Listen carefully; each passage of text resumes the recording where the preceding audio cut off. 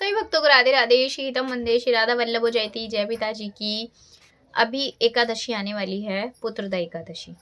पुत्रदा एकादशी साल में 2 बार आती है। तो अभी सन 2025 की हमारी लास्ट एकादशी, फिर 2026 के अंदर आएगी। तो यानी कि एकादशी को लेकर काफी भक्तों को कंफ्यूजन है। इस बार भी 2 बार शुभ संयोग बन रहे हैं। तो काफी भक्तों को ये लग रहा है कि हम 30 तारीख को एकादशी का व्रत रहे या 31 को रहे। अब काफी सारे भक्त जो है ना, ये सोचते कि हर बार एकादशी 2 क्यों हो जाती है, 2 बार होने लगे हर त्योहार हमारे, ऐसा क्यों होता है। देखिए कि हम पंचांग के अनुसार चलते हैं।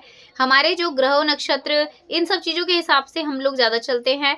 तिथि कौन सी आ रही है, उसमें दशमी तिथि नहीं होनी चाहिए, द्वादशी तिथि लगनी चाहिए, इन चीजों का रखा जाता है। व्रत तभी पूर्ण माने जाते हैं।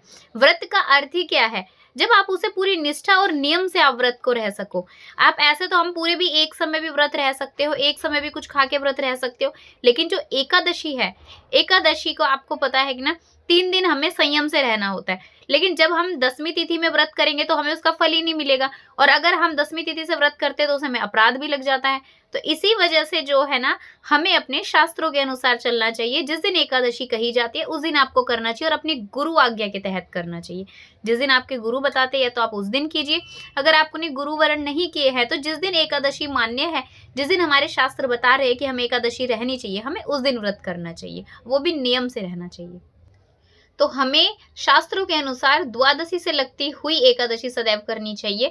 मैं वीडियो चैनल पे हमेशा पोस्ट करती ही हूँ जिस दिन एकादशी रहनी होती है, जिस दिन आप व्रत कर सकते हो, और कितने दिन तक आपको नियम में रहना होता है, ये मैं हर एक वीडियो में क्लियर करती हूँ, ताकि कोई अगर नई वीडियो देख रहा हो, कोई नया भक्त, तो उसे भी उस चीज के बारे में पता चल सके। क्योंकि मोस्टली भक्त एक ही दिन व्रत रहते हैं और एक ही दिन का नियम का पालन करते हैं। जब हमें नहीं पता था तो हम भी वैसे ही करते थे, लेकिन व्रत का नियम 3 दिन का है तो हमें 3 दिन व्रत रहना चाहिए। अब मैं आपको बताती हूँ, इस बार जो एकादशी की तिथि 30 को भी है और 31 को भी संयोग बन रहा है, लेकिन जो 30 तारीख को एकादशी है वो 10वीं से संयोग में है, उनकी 10वीं तिथि से लगती हुई है। जो 31 की है वो द्वादशी तिथि से लगती हुई है। तो आपको यहाँ पर ये तो क्लियर हो जाता है कि हमें 31 तारीख को व्रत रहना है। लेकिन काफी भक्त जिनके गुरुजन कहते हैं, जिन भक्तों के, कि आप 30 को व्रत रहिए, तो बिना संकोच किए हुए आप 30 को व्रत रहिएगा, कि गुरु आज्ञा के पालन के तहत आपको रहना है। अगली बात मैं आपको बताती हूँ, जिस दिन 10वीं तिथि होती है, 10वीं तिथि के दिन से हमारा नियम शुरू हो जाता है। एक समय भोजन करना है, बिना लहसुन प्याज का आपको खाना खाना होता है। चावल निषेध होते हैं उस दिन भी। आपको भोग मतलब कि आप मतलब पा नहीं सकते हो। जो व्रत रहते हैं, जिनको गुरुजनों की क्या आज्ञा है कि चावल नहीं पाना है, तो उस दिन लाला लाली को भी नहीं देना चाहिए भोग में, फिर वो भोग रखा ही रहेगा। जिस दिन एकादशी होती है उस दिन हमें पूरा दिन व्रत रहना होता है। व्रत में फल इत्यादि जो आप चाहे वो ले सकते हो, निराहार रहना चाहो तो निराहार भी रह सकते हो। फिर द्वादशी तिथि के दिन हमें व्रत का पारण करना चाहिए, जो समय बताया जाता है उसी समय के अंतर्गत ही हमें व्रत खोलना चाहिए। और व्रत खोलने के समय एक ही समय भोजन होता है, फिर भोजन नहीं करना चाहिए। तो ये 3 दिन का नियम होता है, तब ये हमारी एकादशी का व्रत पूर्ण माना जाता है। इसीलिए कहते हैं कोई भी हमें व्रत करने से पहले उसकी पूरी जानकारी होनी चाहिए, तब व्रत आपको शुरू करना चाहिए, और व्रत का फल भी आपको तभी मिलेगा, अन्यथा अपराध ही लगता है। इसीलिए ना कीजिए। इससे अच्छा तो आप व्रत वाले दिन प्रणाम कर लीजिए, नारायण जी को नाम जप कर लीजिए। तो अभी जो एकादशी है, मैं 30 तारीख को पहले बता देती हूँ। जो भक्त, काफी भक्त अगर 30 को व्रत रहना चाहेंगे तो वो 31 तारीख को पारण करेंगे। 31 तारीख को पारण का समय मैं आपको बता रही हूँ, जिस समय पर आपको पारण करना है। 1:26 से लेकर 3:31, ये दोपहर का समय है। 31 तारीख को आप दोपहर में व्रत खोलोगे, 1:26 से लेकर दोपहर के ही 3:31 पर। उससे पहले हरिवासर है, हरिवासर में कभी भी व्रत नहीं खोला जाता है, तो इसीलिए दोपहर में 31 तारीख को ही आपको व्रत का पारण करना होगा।